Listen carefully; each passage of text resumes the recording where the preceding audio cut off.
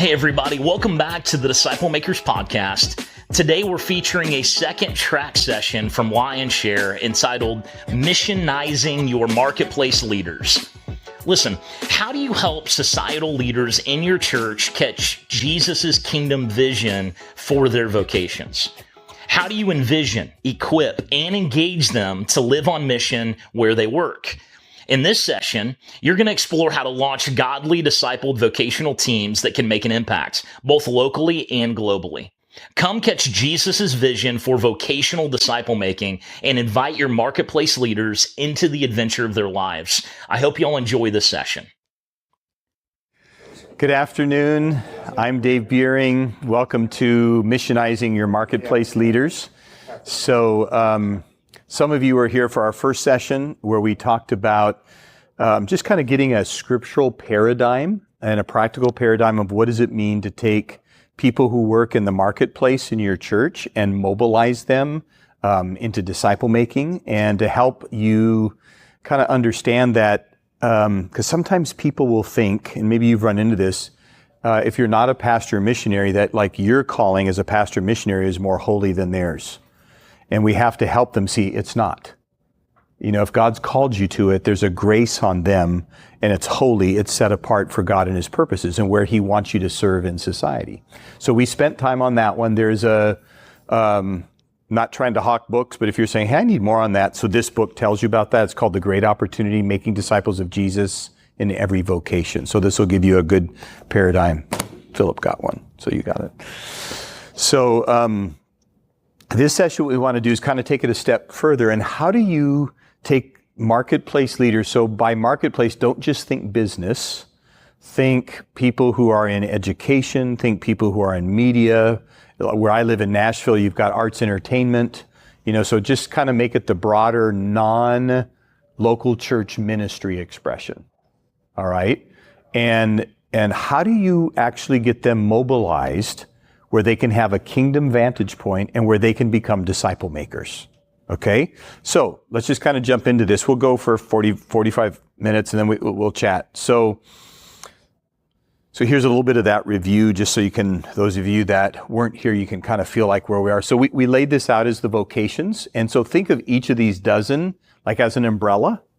All right? So you have here, for example, government law, which would be, you know, attorneys, lawyers, and then you got security, which would be police, fire, military. So kind of they're under a banner, an umbrella we call government law and nation security.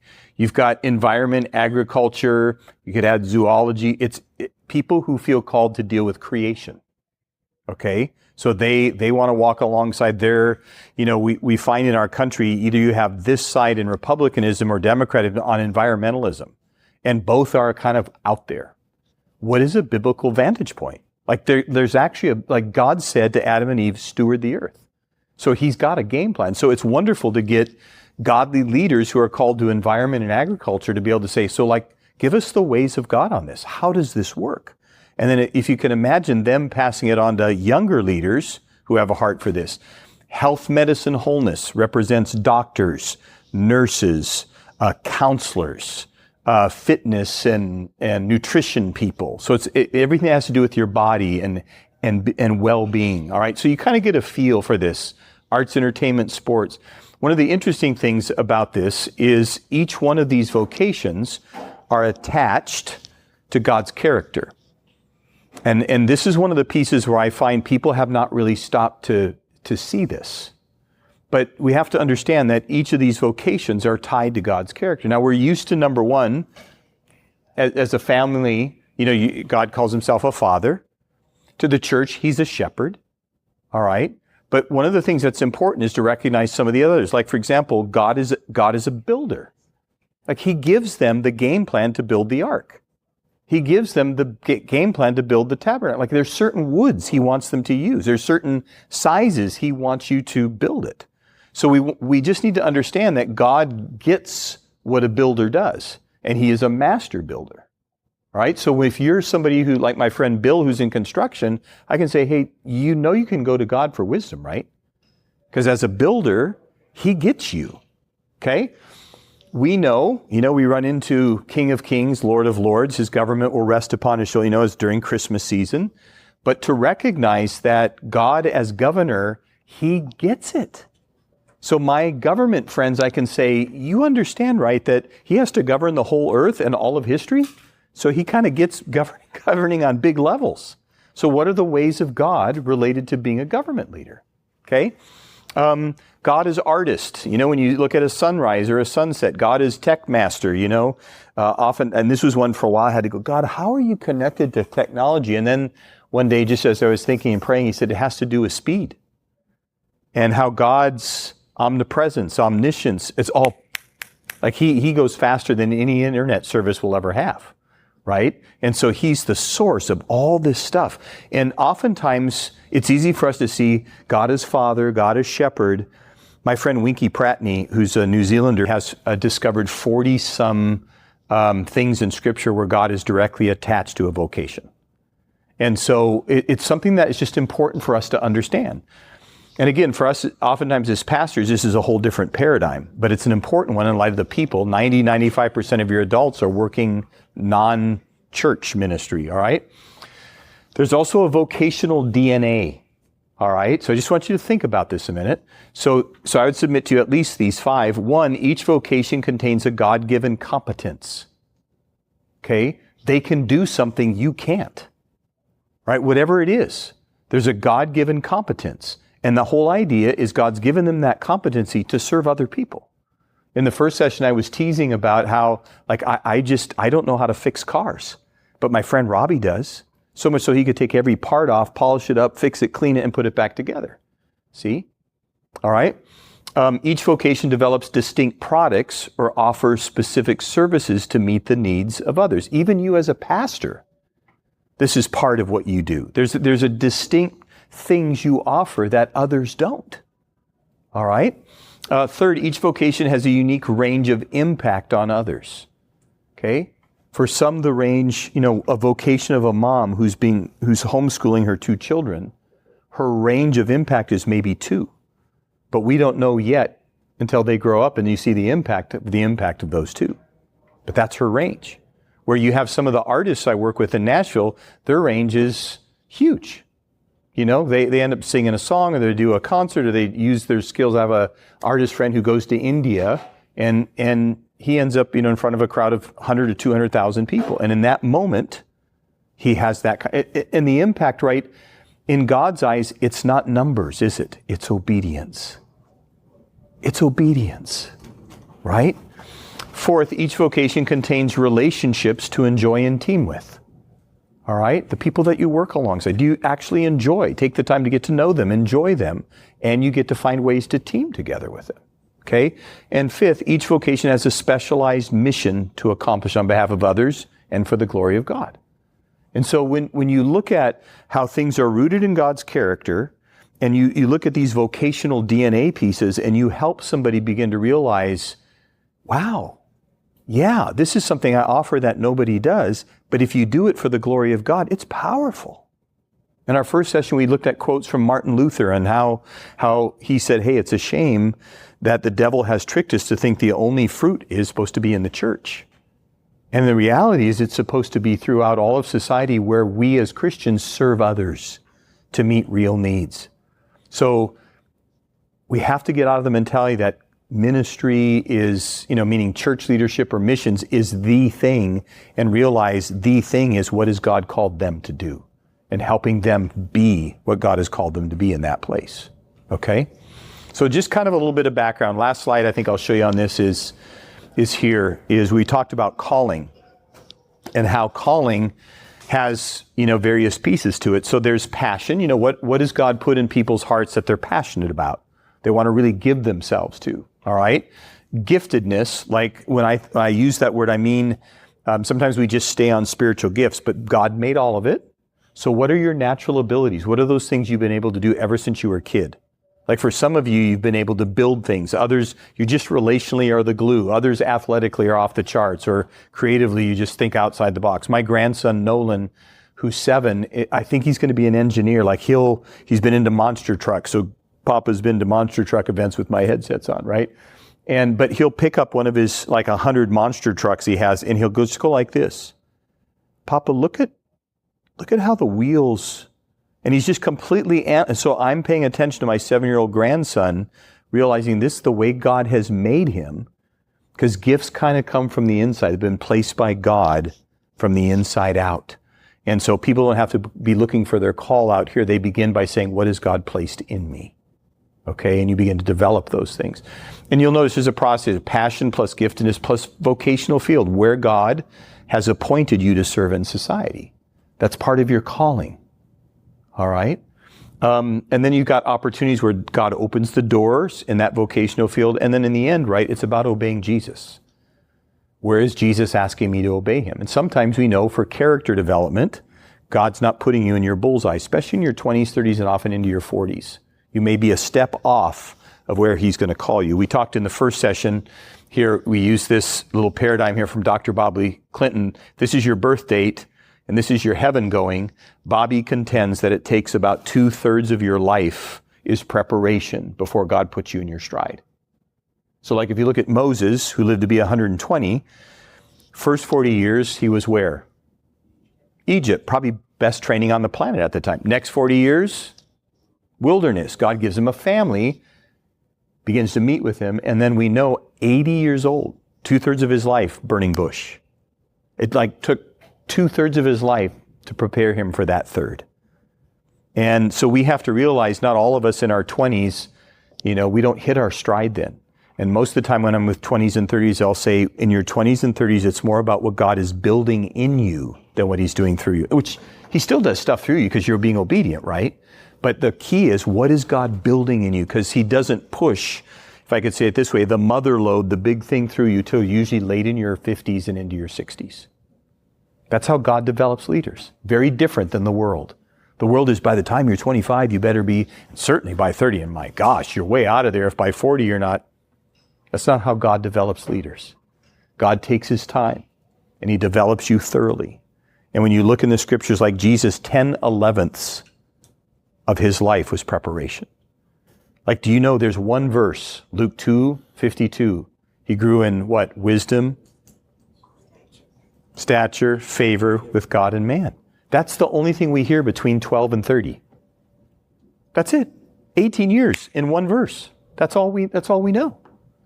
All right? And so Jesus is quietly, whether it's probably as a carpenter with his dad. We don't know when Joseph passed.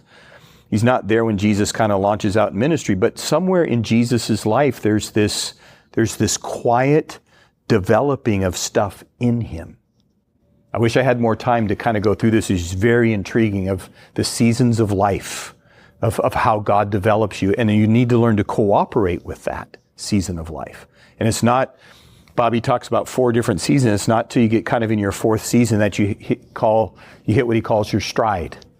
And the stride, if we could make it a math equation, would be this: seasoned, tested character plus a mature use of your gifts plus a God-determined sphere of influence. Those 3 things come together, there's a stride. Okay?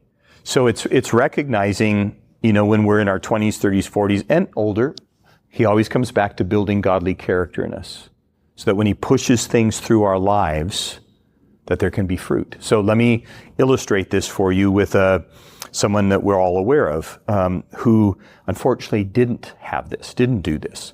So there's a young man who grew up in a family where he lost his dad at a young age. And so didn't have a kind of a father figure to guide, but he had this sense of call on his life to do great things. And as a young man, we actually see a picture of him talking with John Kennedy at the White House. And when he hits into his late 30s, early 40s, a guy named Bill Clinton runs for governor. He wins. One of the youngest governors we've ever had. An incredibly merciful heart and a very good articulator of stuff. All right? But because he didn't focus in his 20s and 30s on building character, but rather climbing a ladder, for the rest of his days and the rest of history, 2 women's names are associated with him. His wife and one whom he had a very public affair with that he tried to hide. And I'm saddened about that because I'm just going, oh, nope, he didn't have someone to say, hey, Bill, in this season, keep focusing on what's happening inside of you. And he gets into a major role in life. And of course, the enemy wants to steal, kill, and destroy no matter who we are. So you see that it's essential that we let God build character in our lives. And when you're with young leaders, sometimes with young leaders, I will say, hey man, I want you to help teach a Sunday school class, but I need you to come behind here with me and clean the toilets.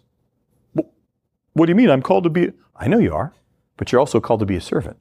So let's go clean the toilets and I'll go do it with you, right? And so we have to realize that when it comes to calling, there's things God calls us to, but there's a process of how he develops us.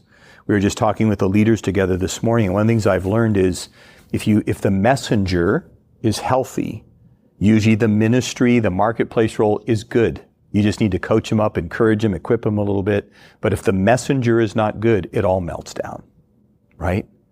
And so when we're thinking about vocational calling, I just kind of want you to recognize that, God can do wonderful things with this. So let me just kind of show you this real quick. It's one of the grids that I kind of look at through with disciple making. So foundational disciple making is where it begins, which is grounding new followers of Jesus to be rooted in his character, ways, and mission. By God's character, I mean his mercy, his grace, his faithfulness, all that. His ways is how God does things from the scriptures and by the Spirit. And his mission is his mission, winning the lost, discipling the found. Okay? And so Joey gives his life to the Lord today. You want to begin to ground him in basics. This is the Word of God. This is his family. It's called the church. This is, etc. All right? Then you go to formational disciple making, which is growing disciples of Jesus who grow spiritually to such a point that they become reproducers. Much of this conference that you're here for, it's this, formational disciple making. Okay? Then there's vocational disciple making, which is developing disciples who reflect God's character, ways, and mission in and through their vocation. All right? That no matter what it is you do, you're reflecting God, his attitudes in it. You're reflecting, the ways of God and how you go about doing things. But see, can I just submit to you, most of us in local church life, we don't think about this at all. Okay, we're going to talk about that in a minute. And the fourth one here is I call leadership disciple making, shaping leaders who reference God's character, ways, and mission in their lives and leadership. So regardless of what God calls them to. So for me, this is kind of how I view the grid of disciple making. All right, it begins with foundational for a new believer. You take them into formational where you form them. So if they already know God, then it's forming them. But this vocational piece and leadership piece are just as important because sometimes, hey, I'll take you through a leadership class. Why don't you apply the same principles of leadership, of discipleship in your leadership development, where it's still relational, all right, but you're pointing them to the ways of God. Like oftentimes for me, like I sat with a guy one time who had a project that was huge financial project, and I looked at him and said, can I ask you a question? He said, sure. I said, I just want to ask you this. Before you jumped into your project, did you get the word of the Lord on this? Meaning, did you seek God where you know God was, language we use a lot in Lionshare is God breathing life on this? Just like in Genesis, there was the breath of God on it. Do you know God is breathing? And he started to panic. I said, what's going on? He said, no, man, all we did is whiteboarded and tried to come up with a solution and thought that was the best, so we went with it. I said, so you didn't seek God? No. Did you seek a multitude of wise counsel? No. So you're kind of walking in a here's hoping this goes God's way. He said, I guess so. And the thing that we have to realize is God doesn't want us to walk in a here's hoping. He wants us to walk in a place where we know we've heard from him, which might require seeking him, fasting, prayer, unity. One of the things I've learned over the years is not to launch something unless the key players in it feel like they've heard from God and there's unity around it. Okay? So with leadership, that's a key thing. Do we feel like we've heard from heaven? And is there unity? Then I can step forward into it. All right? So I just wanted to kind of just give you a quick snapshot of this because oftentimes we're aware of this, new believer, we're aware of this, but we don't think as pastors about these things. Yeah? How do you distinguish between the vocational and leadership since there's so much overlap? So here's my simple way, John, is not everybody feels like they're a leader. But it could be, the baker who's under the boss at Merides, our bakery in Franklin, but they're the baker, right? Where this is specifically those who are taking responsibility for initiatives or people. Okay. Make sense? Yeah. Good question. So consider your church's called, I'm sorry. Yeah, thank you. I ask a question just on the example you just gave Yeah. about seeking the Lord. How would you reframe that for a workplace environment where not all your colleagues maybe know Jesus? Yeah. So let me repeat that question. So the question is, how, in light of a workplace where not everybody knows Jesus, how do you deal with this seek the Lord piece? Great question. So for me, it depends on, like in that situation, I would go to my fellow, if I'm the boss, I know who's on my team. And I would probably be promoting within my team, not only people of good character, but there would be some that I know are followers of Jesus. And in some cases, I would be able to go to them and say, hey, I'm praying about this. Just know I'm going to present this to all 6 of you as leaders, but the 2 of you walk with Jesus like I do. Would you just really be praying with me about this, right? And so it's finding where can I have unity, all right? And sometimes you're the lone person, right? You don't have anybody in your leadership team. So then it's a matter for me, what I encourage people to do is you hear from heaven, but go to a couple trusted leaders that you walk with, who are not in your company, but they know you and they know your company. You can say, will you fast and pray with me? Will you seek the, I actually am doing that on behalf of a friend of mine right now who has a company in Kentucky that has done really well, but they took a hit. And so he's had to rebuild over the last 12 to 18 months. And so there's times he'll just say, hey, I'm driving up there. I really need your prayers today. Will you pray that God gives me wisdom? And he doesn't have a bunch of believers. And it's been amazing what has happened. And he's invited others, me and several others, to speak into it. And I'm not the sharpest business guy in the tool shed. I got common sense and I've got some experience, but that's not my forte. But I can say to him, hey, as you're talking about this and I'm praying, I will tell you that I get this piece. You got to go the extra mile in your relationships. Got it, right? And now his last text said, unbelievable what God is doing. Right? So if you don't have it within, you can seek it with other wise counsel from without. Does that make sense? And let me tag team on one piece here. So when I walk with people who are leaders in society, and this might sound odd to you, but kind of hear me out, I encourage them to raise up their own intercession teams. So like my friend Gabriel, who leads an online multi-million-dollar business, it's like he started getting attacked spiritually. And I said, Gabriel, do you have intercessors for your business? He says, well, I know you're supposed to have that as a church and a pastor. I said, yeah, but you're in ministry too, doing what Jesus has called you to do. And so he raised up an intercession team, and so he just tag teams me on that. And so I always see when he sends it out, and he reports them, here's what's going on, here's where I feel like our company's being attacked, here's where we're taking new territory, would you pray? And it has caused his company to have an incredible breakthrough. So just know that's something, if you're pastoring business leaders or like Mandisa or the Jeremy Camps, artists of the world that we've walked, we said, who's your intercessors? Well, what do you mean? Well, you're kind of on the tip of a spear at times as you're doing things in the name of Jesus. Don't you think it'd be a good idea to have people praying for you? And get people who can do this. They hear from heaven, they got godly character, and they know how to keep their mouths shut. And so they can share with you, but they're not going to be sharing with everybody else, right? And so it's a way you can serve business leaders and vocational leaders in your church and even help them. Well, I don't know people like that. Well, let me introduce you to some people that just take a little time, build relationships, so there's trust, and you would feel good about sharing some of the things you need to share.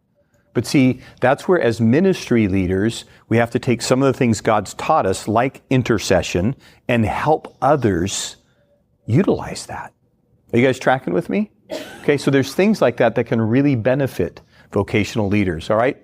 So let me just kind of back up a minute. Consider your church's culture, all right? Culture are the social norms, relational behaviors, customs, belief, habits, spoken or unspoken, of a particular group of people. So we know this when we go to different nations, but you know this when you go into different churches too, okay? So my friend Jack Minton, who we office together, he runs a ministry called Hope Force that deals with disaster relief. Jack says a culture represents what most of the people do most of the time. Okay? Does your church currently have an active and thriving disciple-making culture? Like, does most of the people in your church do disciple making most of the time? If you don't, that's okay, but just acknowledge, starting point, that's where we are. Okay?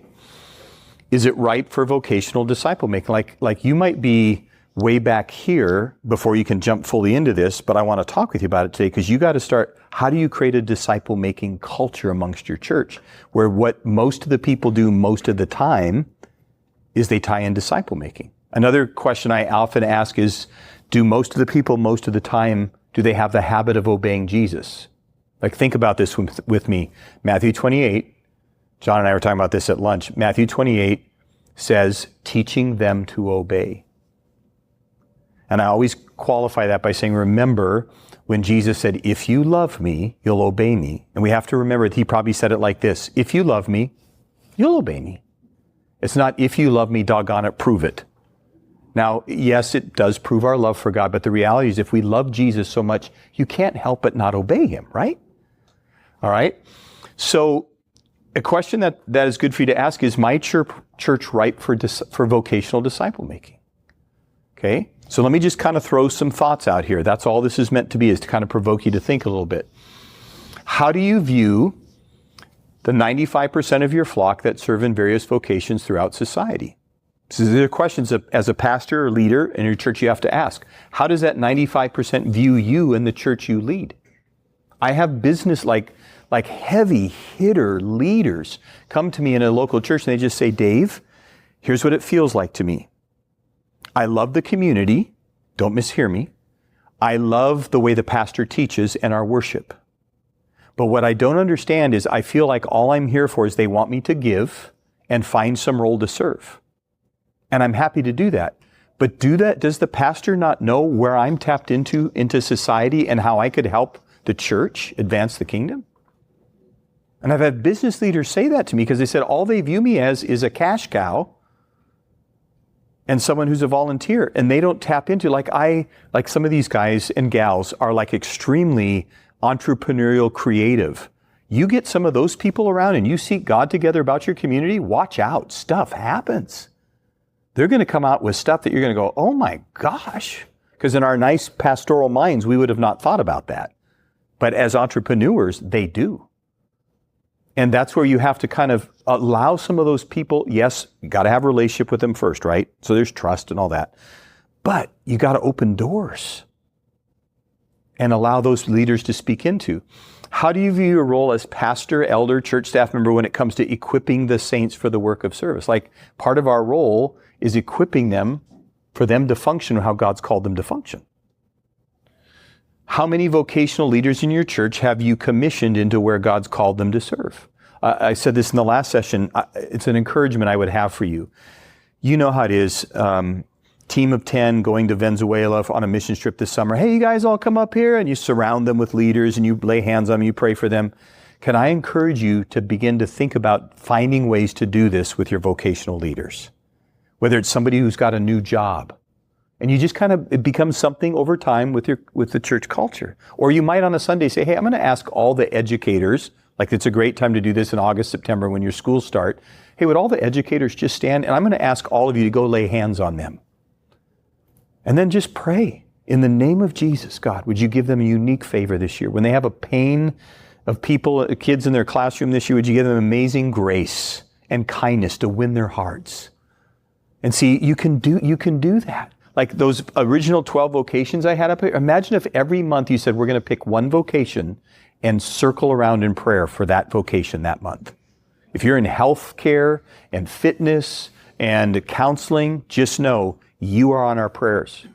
Imagine taking the names of everybody in your church who serves in some area of health, medicine, or wholeness. All right, so counseling, doctor, nurse, fitness, nutrition, well-being.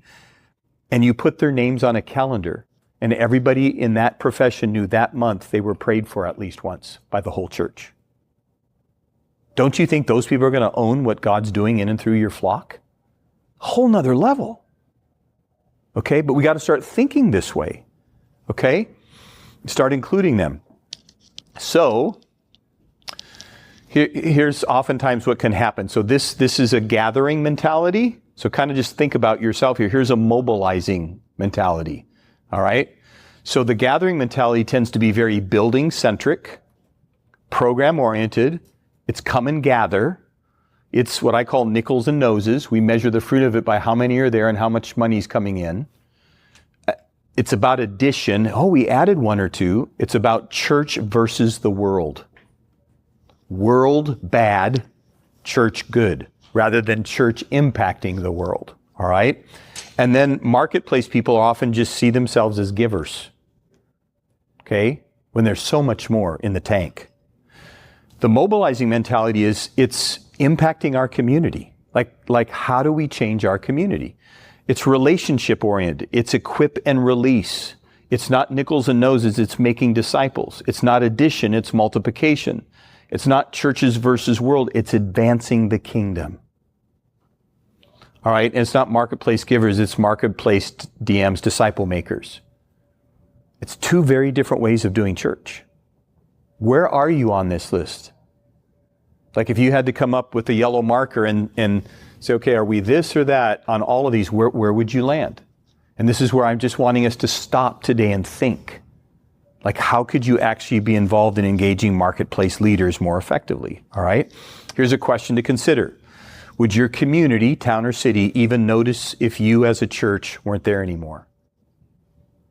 Like if all of a sudden you were just wiped out and there was no longer Sunday morning meetings, there was no longer gatherings that you do, the people might still be in the community, but would anybody notice that you're gone? Like what are you doing for the poor? What are you doing for youth? What are you doing for, and this is where the marketplace leaders, because they live out there, they see needs all the time. It'd be great to say to all, begin with those that you know in the flock and say, hey, if there are needs you see out in the community, here's kind of a special, email address I'd like you to send this to. Would you just mind, or you can text this and tell us what you see. Imagine then as an eldership and a pastor, you collecting and you say, man, these dozen people we commissioned to do this, look at all this stuff. Because they see the needs because they're in it every day. Are you guys tracking with me? It's like it's a different paradigm. All right, but it's very kingdom. It's a kingdom paradigm, okay? You must identify your starting place to create a path to where you want to go. So this is where you have to be really honest. So like if I said, hey, we're taking a trip to San Diego. Unless I say we're in Houston, which means we've got to go pretty much due west, you don't know where to go. Like if I'm at home in Franklin, Tennessee, and someone says go to San Diego, I have to first start with where am I? Even on our GPSs, we have to start with our location. And then it can get you to where you need to be. So it's the same with this. You have to be really honest with where are we as a flock right now? Is there a disciple-making paradigm? Is there a vocational disciple-making grid? Like you have to start by recognizing where you are. So when you go back to this, consider your culture. Again, like where do you see, do you find, hey, we really are on this gathering mentality? Or have you started moving into this mobilization mentality? So where would you be? So you got to kind of identify your starting place, and then you can begin to tackle, okay, what are steps we can take to get here where, again, it's not program, it's relationship. It's not come and gather, it's equip and release. It's not nickels and noses is the measuring, it's making disciples. I did a study, you know how I think there's Zondervan that does those little individual books of the Bible? You know what ones I'm talking about, where this side is text and this side is lines? So I took it and went through the book of Acts for quite some time, and I began to say, what are the minimums of how you measure the health of the church? Because oftentimes we get stuck on nickels and noses. How many are there and how big is the budget? That's not a kingdom way of measuring fruit. There's some things we can learn from that. But I know plenty where nickels and noses are a lot and there's no kingdom fruit, right? So here's what I found in Acts. So this is bonus material, all right? So I found these 4 things. Number 1, you measure health by presence. Is God's presence there in such a way that it's changing lives? Like when someone shows up on a Sunday morning, do they encounter God's presence? That could be obviously through a conversation, through the message, through worship, through somebody praying, a lot of ways, right? Hundreds of ways. Do you know there was a survey taken a number of years ago in the American church, and I can't cite it off the top of my head, but the question was asked to hundreds, if not thousands, of followers of Jesus. I forget the number, but it was a lot. And they said, have you ever once experienced God's presence? 80% of followers of Jesus in our country said, never. That's a problem. 20% have experienced God's presence. 80% have never felt the nearness of the Lord. That's a big deal. All right? So I just want to encourage us. It's like when you look at your church, like today, just for fun, do this. I had a guy do this with me on a 1 to 10 scale because I was trying to help him see this. And he's a church in Nashville that, no kidding, no exaggeration, we go out for lunch and, hey, Jeff, how's church? Man, it's awesome. Another person came out of the wheelchair this weekend. No exaggerations. Like signs and wonders galore. So I'd say, so presence, he'd go, man, it's a 9. I say, yeah, I guess so, right? The second one is community. Do people really love each other? Care about each other, meet each other's needs, lay each other's lives down for it?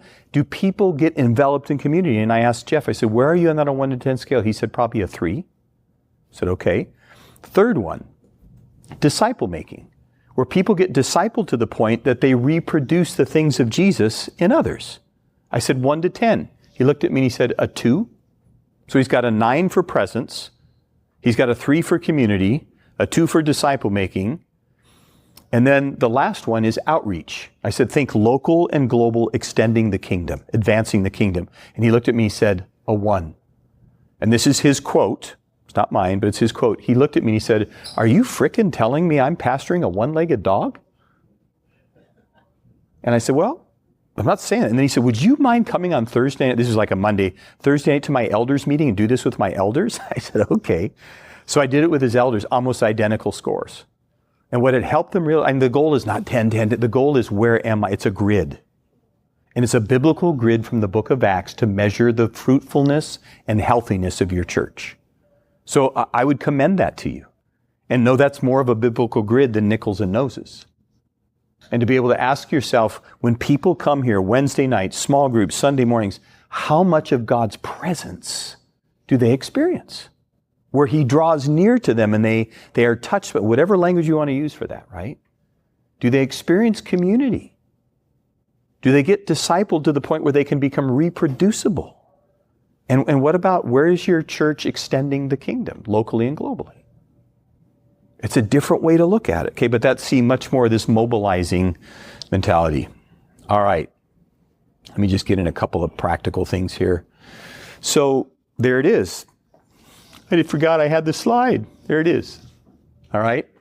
So it's a healthy and fruitful church observed in the book of Acts, okay? I'll keep it there a second if you need a picture. Did you write it down? Yeah, you need a picture. Do you have that in one of your books? Yes. Yeah. In Discipleship Journey on the church in Acts. Yeah, I think chapter 9 in there. Yep. So let's get into just a couple practical things here, and then we'll let you do some Q&A. Creating a new church culture. Seek the Lord with your leaders via prayer and fasting. Initiate conversations with high-character, godly, vocational leaders in your church. Okay? So pull them together, have a meal, talk with them about it. Ask them what God has put in their hearts to do for his kingdom where they serve in society. Like, what would you dream if God could do in and through what you do in your vocation? Ask them where they need to grow spiritually to help them accomplish what God has asked them to do. Like, as a pastor, you have authority. Like, how could I help you accomplish what God's put in your heart? Okay? And third, ask them how the church can come alongside them in their mission. Because I've had business leaders say to me, you know, Dave, I'm committed to the church. I know you are. I see you. You give, you serve.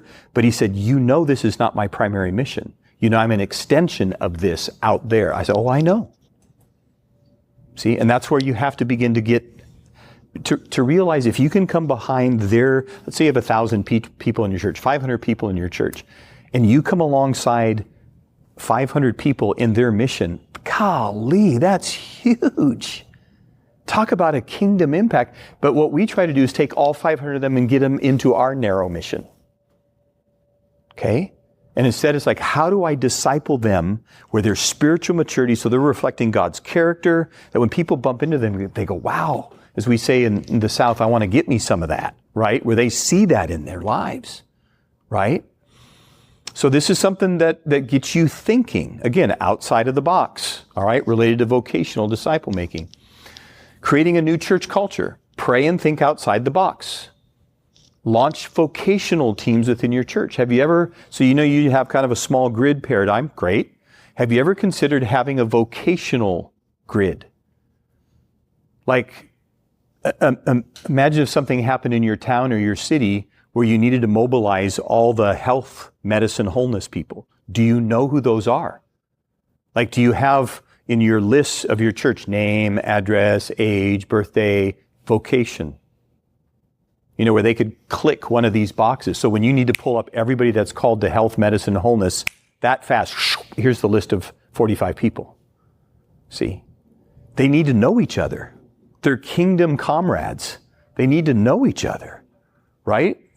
Now imagine, just play with me on this for a moment. Imagine if you begin to do this in your church and other churches said, how did you do that? Imagine if you had 10 churches in your community that all did this, and when disaster happens, you can mobilize that fast to serve other people. So we've got to start thinking this way, all right? Because this is where these people live and serve. It's where they have favor, all right? So here's a few things. We'll close, and then we do a little Q&A. So these are just some thoughts that I've passed on with other people. Practical vocational applications added to Sunday sermons. Like, it's really a good idea to take and into your sermons, and when you're giving illustrations, tie in some that relate to the vocation so they can understand, so they can see. Okay? Making disciples within the workplace. This is something that we help leaders do. Mandisa, when she was alive and functioning and she was on the American Idol tour, she told me, she said, on Thursdays, here on the tour bus, we go through Discipleship Journey, which is our discipleship tool. And so we are deepening those who are on this tour in the things of God. All right? So you can do this all over the place. All right? Vocational testimonies about what Jesus is doing on the job. Like when you hear an awesome story from somebody in your flock where God did something through them in the midst of their vocation, bring them up on a Sunday morning and say, Jim, take 5 minutes, tell us this story. Because it will encourage other vocational leaders to step out as they need to step out, or to do what it is that God has taught them to do, or spoken to them to do. Vocational short-term mission teams. Like, we know how to send mission teams, short-term teams, but have you ever thought about targeting a specific need in a specific nation where the same people from a same vocation have had to go? I have a friend who has sent teams to small villages in Africa, and they're a tech team, and they literally help them get online. And so their kids could tap into greater education. They could do different things. So that was a tech team. And they mobilized around that mission that they all shared together. Okay? Online vocational disciple-making communities. This is something I've done for years, where you get people lumped together. We're doing this right now, like with business leaders and healthcare workers and pastors, people who are called first to family, to government, and you hub them together and you meet with them once a week and you take them through a discipleship tool. So they're growing, but then part of the conversation is all around, like Darren on our team has our government law and nation security. So when you had an attorney, and he had him who used to work in the White House, and then you had a guy that was ahead of Greg Campbell, who will be with us tomorrow, second in command in our country for the security of the Postal Service. His associate, Larry, who I always laugh, Larry had the best job. He's a bomb squad guy for Homeland Security, Postal Service. So like whenever the master's in Augusta, Georgia, he goes and spends 2 weeks before in Augusta to make sure that there's no bombs come into the masters. And then he goes to the masters. And they say, yeah, I did the same for the Super Bowl and World Series. Yeah, you got a rough job, buddy. So he literally is there 2 weeks before to make sure. And you and I never think about this, but think of how successful it has been. There's been no bombs that have gone off at any of that's because of Larry. I was just with Larry in Phoenix this week. And he's, yeah, dog. And he talks, yeah, dog, you know, I was at that World Series game. Yeah, I bet you were. Because he said, I had to be there 2 weeks before to make sure nothing came in the mail. Is that not a service for the people of those communities? See, we have to realize our vocations serve people. They save people. They help people. All right? Planting vocational disciple-making churches. Ooh. Okay? This would be like, for example, people who decide that before they all go to work at 8 in the morning, at 6:30 every Wednesday morning, they meet. And maybe there's 7 or 8 businesses that have decided to do this together. They're planting a vocational disciple-making church around business leaders.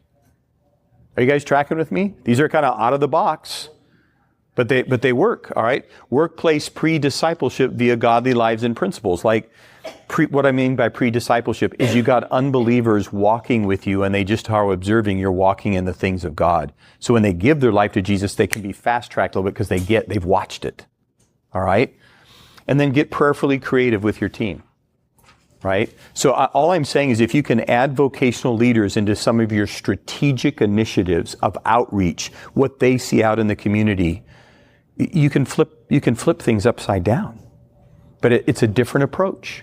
And as a pastor, you have to engage your vocational leaders and acknowledge your calling is just as important as mine. Together, God's called us to this community. What can we do for Jesus and His kingdom? And ultimately, you want to help them become reproducible disciple makers within their vocations. And I'll just say this to us too. It's one of the things that's essential is to recognize for right now, young people in their 20s and 30s desperately need to be connected to older leaders who have walked in these things where they can be discipled both spiritually and vocationally. And so that they can learn the ways of God as a 26-year-old. One of the things we do at something called the leadership games at our table, we can tell you more about this. But for every vocation that's represented, and they're with young leaders, we deal with 3 things. One is we have an imaginary city called Hebron Hills that has real life problems that we ask them to leave their politics at the door only from the scriptures and the ways of God in scripture. How do we fix this problem? And it causes 20s and 30s to go, I have never been challenged to think like this before. It is awesome. But while they're in their track, we ask the vocational leaders to do 2 things. We say, pick one character quality from scripture that you feel like is essential to your vocation. And they pick that, they ground them in the scriptures, they go through things, they talk about it. And here's the second one that's interesting, and I'm going to close with this, is I've asked all of our vocational leaders to be really honest. So they're all like 40s, 50s, 60s, 70s. And I've said to them, what is a spiritual stronghold that people in your vocation can get stuck in? If you don't know what I mean by a spiritual stronghold, where, for example, this year I just received George Kehoe's. George is our business leader, and George's group have talked, and for business, they said one of the strongholds can be pride. Pride of finance, pride of position, pride of community influence. And so they have said pride can be a net that the enemy lays out that you don't even know you're walking into until you're snagged. So what's the opposite of pride? Humility. So he said one of the requirements, or one of the things we're going to teach you about God's ways of being a business leader, you've got to learn to exercise humility. The artist group, it's fame. And they'll turn it around even a step further and they'll kind of do this image of person looking in the mirror, and it's like self-glorification. That you could get so caught up like Lucifer that you created this incredible thing and now it's all about you. Okay, and so we help young people understand where can you get stuck in spiritual strongholds related to your vocation so you can be aware of that and not get snagged. All right, but the leadership games, I just want to encourage you, it's something that's pretty cool. It's 40s to 70s who've been discipled, who are helping to pour into 20s and 30s spiritually and vocationally. It's a 4-day event in Nashville that lets them encounter Jesus, build relationships, and at the very end, every one of those young people are in disciple-making relationships for a year, where they're discipled both spiritually and vocationally. If you want to learn more, you can see Laura or Lori or I at our booth, and we'll give you something where you can pass on. We still have places for 20s and 30s to join us this year. There's a little QR code where you can watch a video and learn more. But if you have a 20, 30 something that loves Jesus, but they need to be discipled, send them. We'll get them connected to a godly vocational leader. Okay? Thanks for the opportunity to let me hang out with you guys. Thank you guys so much for tuning in to this episode of the Disciple Makers Podcast. If you want more great content like this, come join us at the 2026 National Disciple Making Forum in Houston, Texas, April 15th and 16th.